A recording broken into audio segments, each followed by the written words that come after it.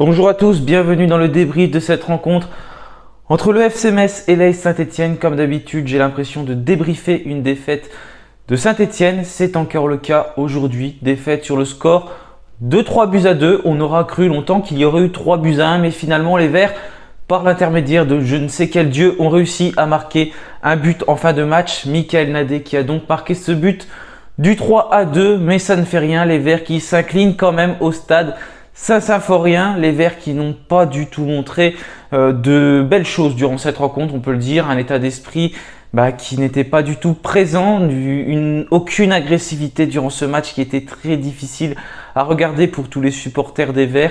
Comme beaucoup de matchs maintenant ces derniers temps, les matchs qui se suivent et qui se ressemblent, je préférais qu'ils se ressemblent dans un autre sens. Mais malheureusement, les Verts ont décidé de nous faire du mal encore une fois cette saison. S'ils nous faisaient déjà du mal la saison dernière, la saison d'avant, mais même en Ligue 2, on a du mal, mais vraiment du mal. On est 19e aujourd'hui au soir de cette 14e journée de Ligue 2 et c'est très alarmant. La moitié du championnat qui se rapproche malgré tout. Il reste un match avant la trêve internationale et les Verts qui sont dans la zone rouge qui vont recevoir Rodez. Donc ce samedi, les matchs qui vont donc s'enchaîner, le match suivant qui va s'enchaîner à Geoffroy Guichard, mauvais souvenir bien sûr, contre Rodez. Et puis vu ce qu'on a montré ce soir, franchement ça ne laisse pas présager de bonnes choses encore une fois ce samedi. Franchement je n'arrive pas à comprendre comment cette équipe peut jouer de cette manière-là. On voit qu'il n'y a pas le niveau sur le terrain, ça c'est une évidence. Les Verts qui sont toujours en difficulté, qui ont vraiment du mal, même si quelquefois on arrive à avoir de très bonnes combinaisons, plutôt de bonnes combinaisons, mais quand même j'ai vu des bonnes choses entre Wadji et Crasso quelquefois durant ce match, mais la plupart du temps c'est catastrophique et on n'a aucune envie, aucune niaque durant cette rencontre. Je ne sens pas un joueur qui a un vrai état d'esprit, qui n'est pas attentiste. Quand on regarde les 3 buts du FC Metz, mais franchement, comment on peut prendre ce genre de but-là? C'est assez lamentable. Ça fait très peur.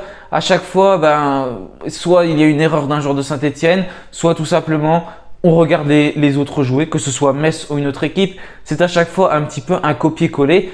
Là, quand on regarde le premier but du FC Metz, c'est un but que l'on attendait. On voulait qu'il marque, Jean-Philippe Crasso. Il a marqué, mais pas dans le bon camp. Mais comment on peut mettre ce but contre son corps sur un corner qui est très mal tiré au premier poteau? Jean-Philippe Crasso qui met tout simplement le ballon dans les filets. Mathieu Drière qui ne peut rien faire.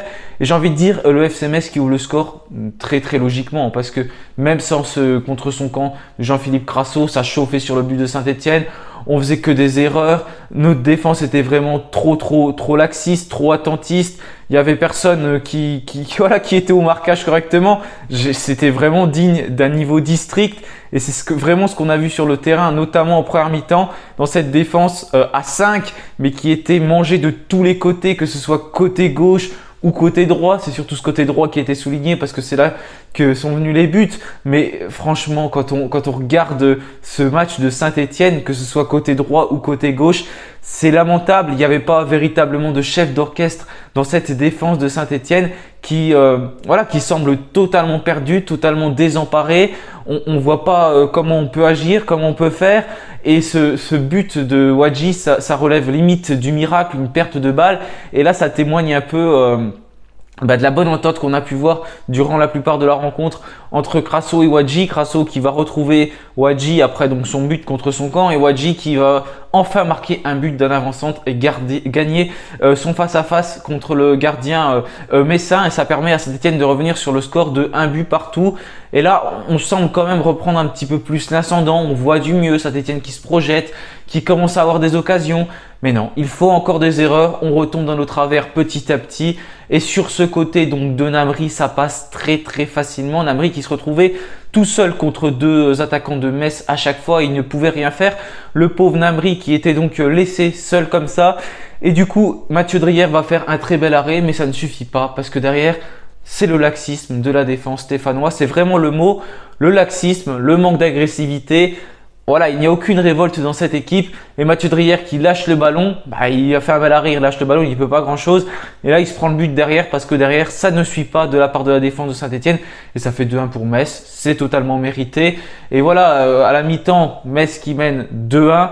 Il y aurait pu avoir beaucoup plus parce que franchement, même si Saint-Etienne a eu des occasions, c'est quand même sur les buts de Saint-Etienne que ça a chauffé et que Metz aurait pu en mettre plus. On s'en sort bien et à la rentrée de la deuxième mi-temps, Laurent Batles qui décide de changer quand même quelque chose. Il doit faire sortir Bakayoko en défense qui a vécu un match très très compliqué et ensuite il va faire rentrer Mathis Saban pour essayer de passer un petit peu en 4-4-2, changer quelque chose.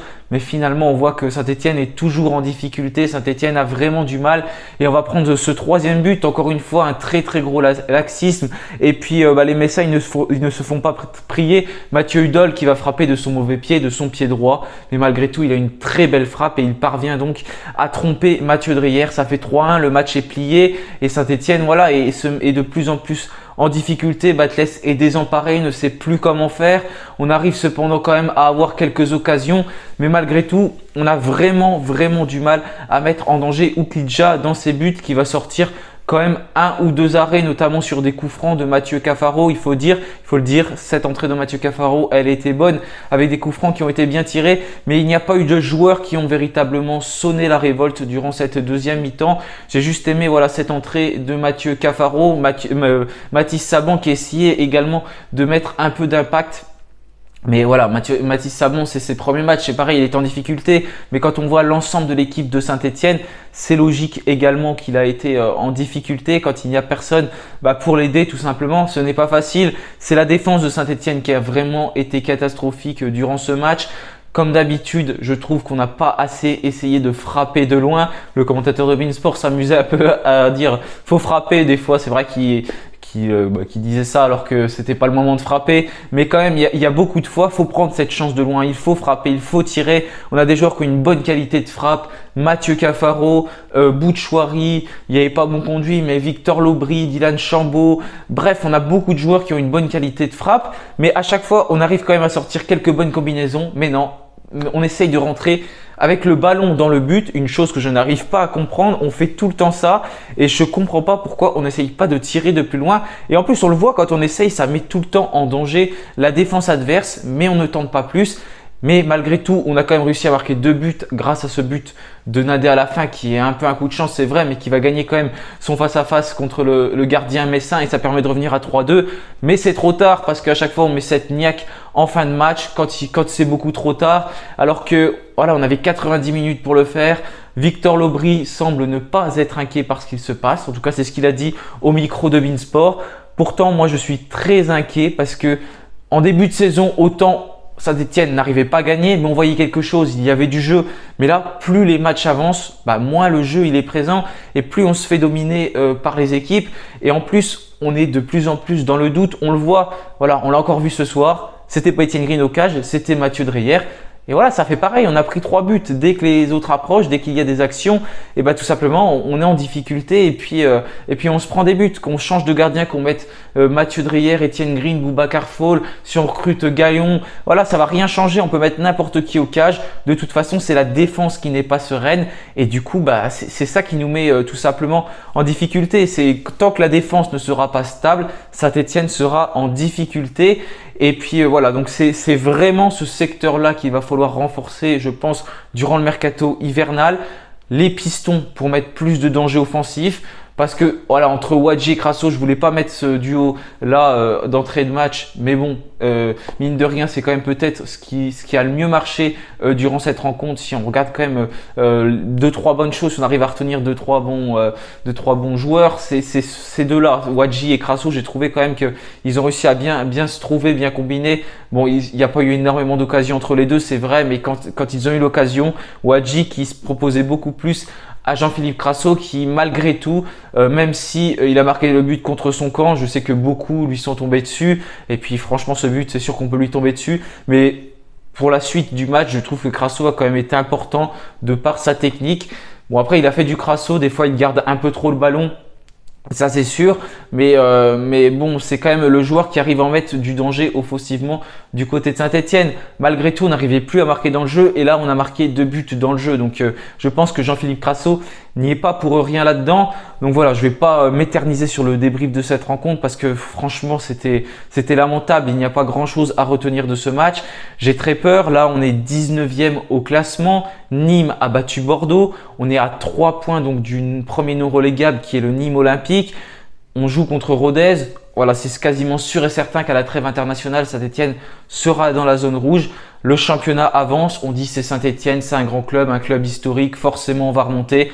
Et ben, ce qu'on voit, c'est que tout simplement, c'est difficile. On a beau être un club historique, derrière, il y a des autres équipes en Ligue 2 qui jouent bien. On a beau dire que les autres jouent mal, et ben, faut aussi se regarder un petit peu en face.